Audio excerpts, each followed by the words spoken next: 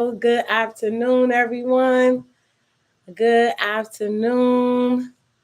As we wait for others to get on, if you all can say good afternoon in the chat, I would appreciate it.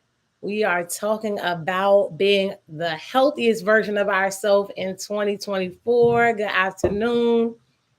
Good afternoon, everyone. If you could say hello in the chat, you're joining live. Look, I'm always saying to myself, we have to make sure that we actually say hello, right? It's one of the things that I'm working on this year. That if I get on somebody's live, I don't just kind of watch, that I actually talk back during the process, right? During the process. Good afternoon. Good afternoon. We're going to give it a few minutes for others to get on. I pray that your day is going well already. We made it through the first week, right? That week went by fast. It's Friday. It's Friday. It seems like we were just gearing up for January 1 and the week is already over.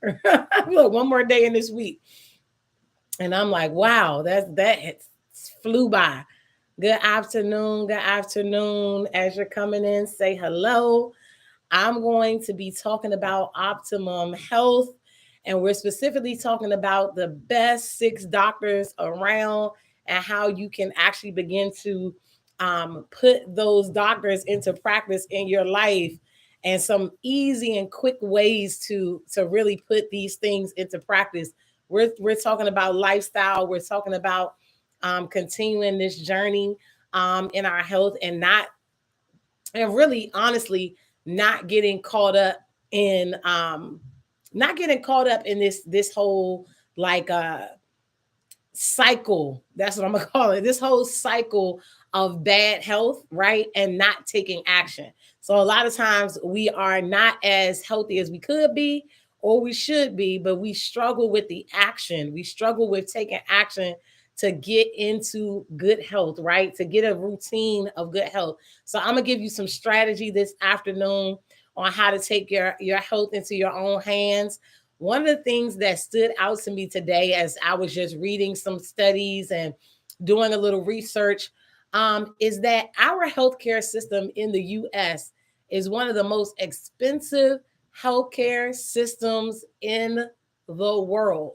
The most expensive, and not by a little bit, but by more than it should be, right? So we have one of the most expensive healthcare systems while having the worst health in the world. Like some of the worst health in the world comes with the highest price tag, right?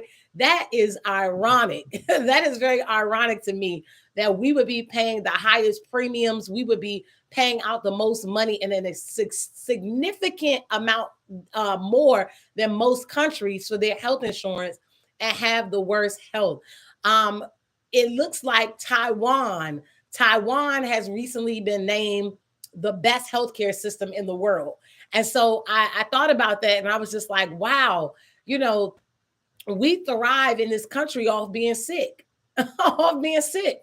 This country's healthcare system is thriving financially off of the sicknesses and illnesses of its citizens. That is not a good thing. And so what I want to do this afternoon and moving forward every time I get on these lives is to get you to think differently. Get you to think differently about healthcare, get you to think differently about lifestyle choices and making decisions that will ultimately put you in the best health of your life. And it's not that you're gonna you're gonna do this in one big jump or one big leap. The truth of the matter is we've been sick for a long time. We've done damage for a long time. We didn't get that way overnight, and we're not going to get there where we're trying to go in our health and healing journey overnight, right? It didn't take you 30 days to get unhealthy, and it's not going to take you 30 days to undo all of the things. And so what I find is that a lot of times we get these unrealistic goals of, hey, I'm gonna give myself 30 days. Yeah, you can give yourself 30 days, but you have to understand that it may take you one full year to get to a place where you really see some significant change. If you've really been doing damage to your body, if you're really struggling with your health, it's going to take more than 30 days. So we want to put this in our mindset already that yes, I can do bite-sized chunks of putting myself in a routine and a habit of making lifestyle choices and decisions that will make me overall healthy. But I can't get stuck in this mindset that I'm only going to give it 30 days. Because the truth of the matter is, it's going to take you more than 30 days to overcome these battles and to work through some of these challenges. So these are ways to incorporate the 6 doctors daily that we talked about yesterday. We're no longer neglecting nature. God has literally provided all that we need to heal ourselves. And so it's our responsibility to heal ourselves. It's not for a doctor to heal us, to be quite honest. Yes, they have their place. Doctors have their place. I don't want anybody to get confused about how my stance on doctors. Doctors have ability too, but it's only for certain things, to be quite honest. Unless it's something major, you have to start at home. It has to start with your lifestyle. Because even if you go in and you get a pill for a short period of time, even if you go in and you get a surgery or whatever for a short period of time, that's only going to mask most of the issue because your mindset has not changed, your habits have not changed. What happens when you go to the doctor? No one asks you about your lifestyle, right? They don't really get down to the root cause of whatever's going on. A lot of times what happens is they just kind of like, hey, what's going on with you? They spend 10 to 15 minutes with you. They write you a prescription. They send you on your way. No one's really sitting down. Why? Because they don't have the time to. Let's be honest. A lot of their work is really time consuming. It's not many doctors on staff. It's not many nurses on staff. The healthcare system is not in the best shape right now. So we have to take some responsibility for where we are ourselves, and that means changing our lifestyle. So good health insurance really starts with these 6 doctors. They will ensure that you are healthy. These 6 doctors are the doctors that you're going to use daily to keep yourself in good health. So your health is literally in your own hands. I want you to take that away from this call this afternoon, is that my health is in my own hands.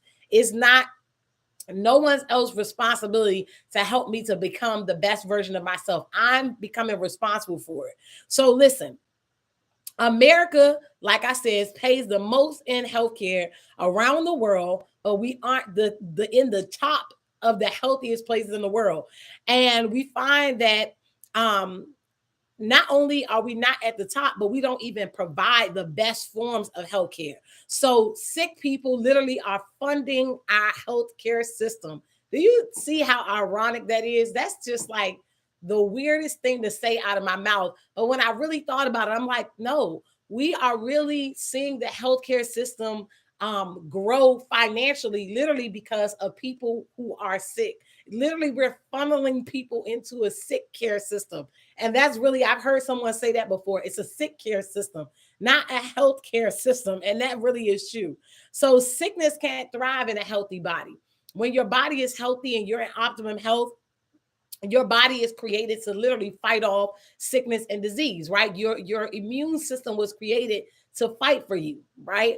But when you're not in the best health and you're not in an optimum place of health, your immune system can't fight for you. Your immune system is fighting off what you're eating, as opposed to fighting off all of the things that you don't have control over. So you have to do what you have control over and allow your body to do what you don't have control over, those illnesses and sicknesses and viruses and all that you don't have control over.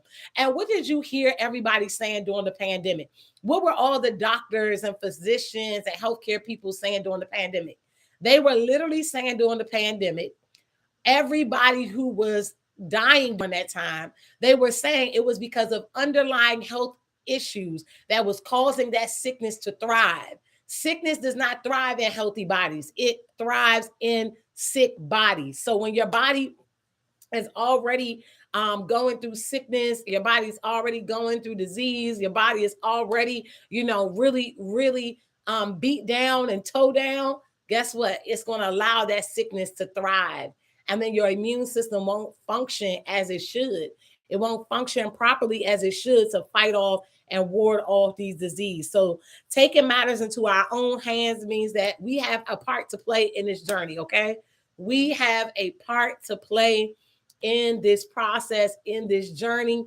We have to put our best foot forward. We have to create a lifestyle of health and healing through our choices, and our decisions. So the best 6 doctors, if you on live, can you interact with me, please? Can you interact with me, please? If you are online, let's go to number 1. I'm gonna go over the best 6 doctors. So the best 6 doctors. Number 1 is exercise. Number 2 is water. Number 3 is fresh air. Number 4 is sunshine.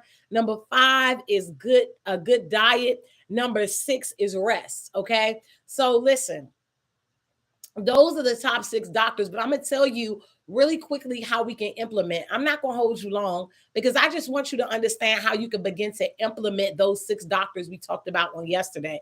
And if you didn't get a chance to watch that video, I definitely recommend you watching yesterday's live on the best 6 doctors on YouTube. It's Physicians Heal Thyself. And on here, you can just go back to yesterday's live and you will see that video. But the first one being exercise. We have to get moving. You can do some very slight things. Transforming our mind about exercise is when you stop using the word exercise and you use movement. Movement. Our bodies were created to move, and you can do simple things like walk, dance. You can stand more. Those that work from home, they have those little standing desks. They have things that you can do to get more activity in your day when you work from home. When you're like myself, a stay-at-home mom, you're an entrepreneur, a lot of what you do is from home. So you don't have all these places to bounce back and forth to. So you're getting less and less activity. So the goal is to move more, right? To move more, to stand more than you sit, right? To stand more than you sit, to walk more than you stand, to run or move swifter more than you walk, right? So we just kind of building upon it. And so you can walk, you can dance, stand more. You can take stairs more often. So like places where there's elevators, or there's elevators, or you're taking what's the escalator. You can walk up the escalator instead, or take the stairs instead of the elevator. So just little intentional things to change your posture and to create more movement in your day every single day. And like I said, I challenge you to just give yourself 15 to 30 minutes of movement. It's more than most of us realize that we do. We don't do much moving. We don't do much intentional movement. So when you go and you do this 15 to 30 minutes, what's going to be the telltale sign is, your stamina is going to be low. What's going to be the telltale the telltale sign that you are struggling in this area? You're going to have a slower recovery. You're going to be breathing heavy. You're going to be like, wow, 15 minutes took all of that out of me. That's the telltale sign that, hey, I need to work on this area of stamina and moving my body more. Number 2 is water. So you can eat your water. I love this thought process because a lot of times people who struggle with drinking water, right? A lot of times when people struggle with drinking water, they don't realize that you can eat your water. Eating your water means eating more water soluble foods. So foods like cucumbers, melons, eating anything that has a high water content. So when you eat items that have a high water content, you're actually eating natural water. Okay. So that is also a form of hydration. Coconut water, high form of hydration. And so you want to start considering these things. You can eat your water. Another good trick for people who don't like the so-called taste of water, I'm using that very loosely. You can take berries and blend with your water. Blend your water with sweet fruit. right? That is actually a form of drinking water. When you're doing nothing, you're not adding anything to it. You're just literally putting fruit in there and you're literally adding water in there. You're blending it together and you're drinking it. What is that doing? Creating some flavor to the water. It's a natural way to flavor your water, right? So you're adding berries to your water. Another thing you can do is make sure in the morning that the first thing you do before eating and all of that is to start drinking water. Make sure you have water next to your bed already. And the first thing you do when you get up after you pray and all that you do, get your water and drink your water. Whatever your routine is, incorporate water into that morning routine. The first thing you do when you get up to hydrate your body.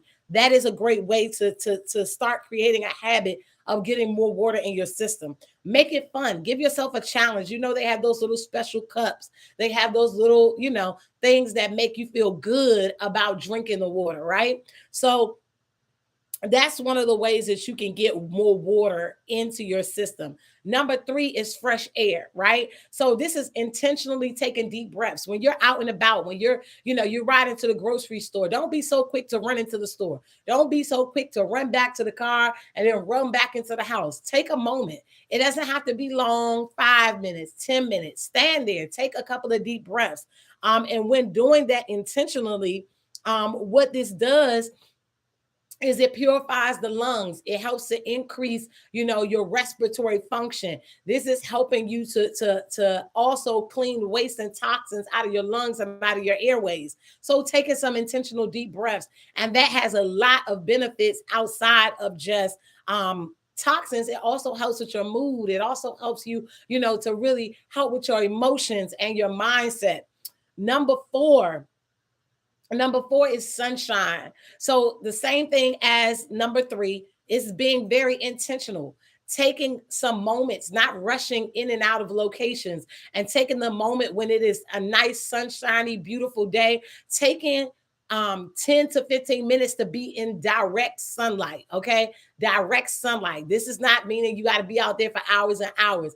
10 to 15 minutes of direct sunlight can do wonders for you. And all you have to do is just sit still for a second and just take it in. We need this anyway, because we have to be more intentional about, being in the moment, right? Being in the moment. A lot of times we are like so in a rush. Like I said, we're in go mode 99.9% of the time. But hey, being intentional about slowing down and being in the moment is going to do a lot for your health and your mind. Okay. Your physical health, your spiritual health, your emotional health is going to be predicated on being more in the moment. Okay. Number five.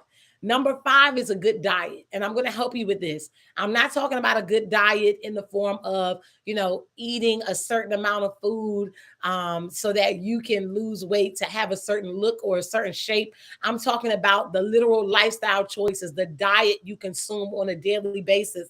Um, the best way to look at this is a concept that I call crowding out.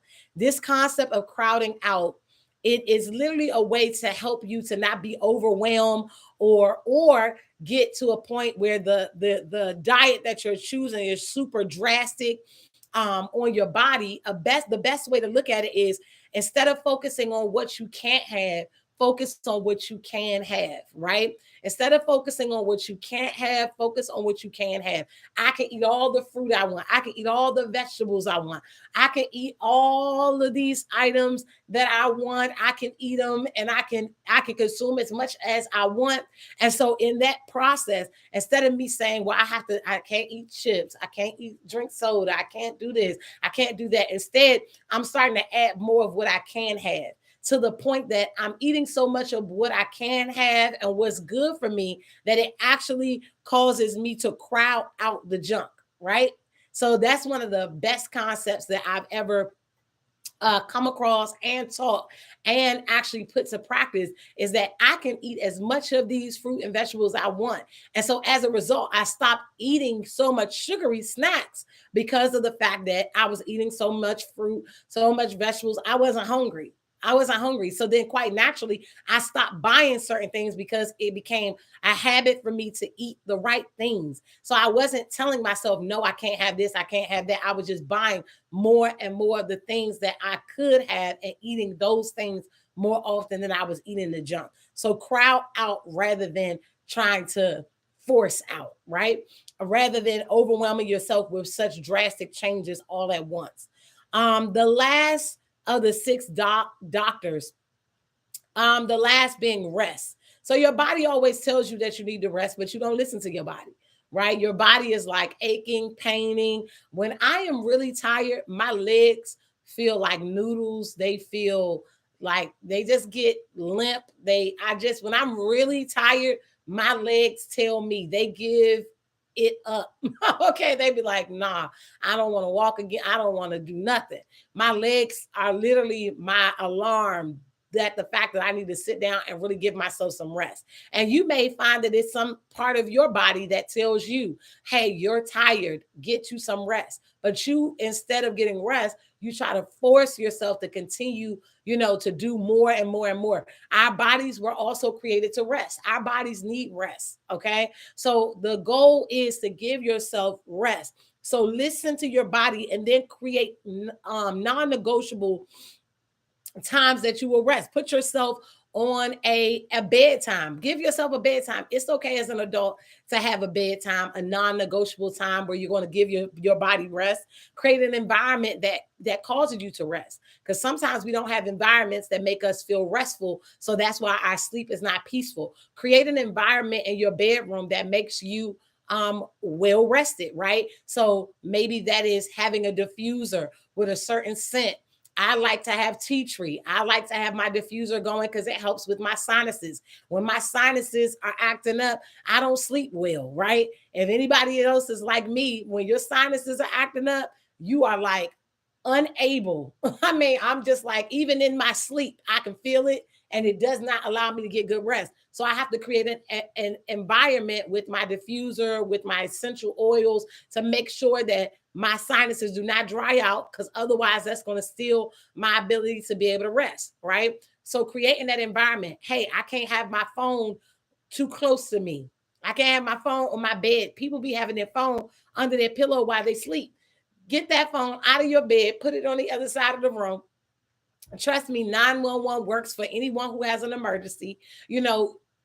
Make the environment conducive. Some people need special circumstances. Maybe you need a certain sound playing in the background because like at our own old house, we lived in the city. So being in the city, it would be noisy. It would be noisy. I could hear in the middle of the night. I'm a very light sleeper. So I could hear in the middle of the night people talking, people doing all kind of stuff. And so that would sometimes disturb my sleep. So I had to start having some little noise, some little white noise or something to block out the noise that I didn't want to hear. So sometimes you have to create a certain environment so you can get the sleep that you need.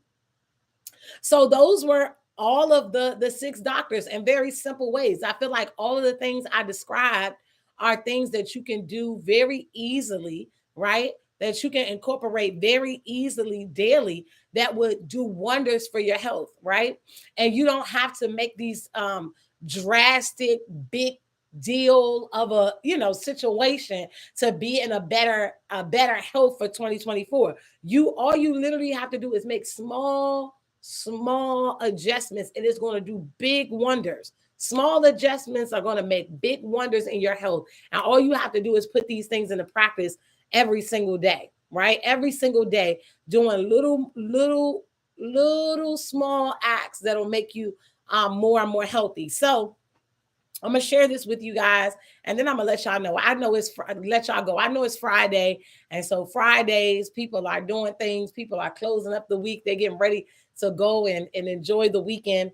Next week I will be sharing my cleanse. I'm going to be talking a lot about cleansing. I know that this is something that is on a lot of people's mind at the beginning of a year. And I think it's important to really flush your system, your colon, your liver. All of these areas need to be flushed and cleansed. It's a good way to start the year off and to put in practice these other things that I talked about. We are going to start talking about herbal health. We're going to be putting together some tinctures. I'm going to be showing you guys what I'm doing far as decoctions, elixirs, a tea blend. I'm going to show you what I'm creating for my cleanse for this month, and showing you guys the different herbs that I'll be using, them, incorporating them in food prep as well. I'm going to be showing you what I'm going to be eating during my time of my cleanse. So when I go live, I will be in the kitchen, right? Next week, I'm going to be literally, you're going to be watching me, do some preparation, doing some food prep, showing you what I'm actually doing start to finish. It'll be very simple, basic steps that you can put into practice immediately. I will also be sharing with you guys my food and health and spirit devotional. So the devotional that I'm creating is a way for you to daily begin to track little steps, just small steps, just like I said, a way for you to put to practice some very small, consistent action that is led by a devotional that will allow you to begin to work on what you're eating, what you're doing daily, and it'll be completely mapped out for you. So you can just literally follow day by day, and it'll help you to begin to work on your internal health. And if you follow it day by day, it's going to be a 49-day, and it's specifically a reason why I did 49 days, but I'll talk more about that later. But it'll be a 49-day process where you can literally go from day 1, day 2, day 3, day 4, and literally begin to work on your health. And it'll talk to you about what you're eating, what you're consuming. It will talk about and address some spiritual aspects as well, and even incorporating some motivation, scripture, and different things like that to really break down and get to the root cause of a lot of your overeating, your food addiction, dealing with some of the traumas and things that have you making these bad decisions with your food and what you eat, and literally breaking down your body, stress and anxiety, depression, all these different areas. This food devotional is going to be addressing those things. So I pray that everybody has a blessed weekend. And I look forward to seeing you guys next week, Monday through Friday at 1:30 p.m. Eastern Standard Time. You can join me. You can get on live, and we'll be having conversations about your health and talking about some of the areas and function, giving you specific direction, things that you can make actionable immediately to be a better version of yourself in 2024, to really heal yourself. So I'm looking forward to it. I pray once again that you have a blessed weekend, and I will see you all on Monday. See you all on Monday. Talk to you guys on I just will be on my page, but I won't be live. All right, talk to you guys later.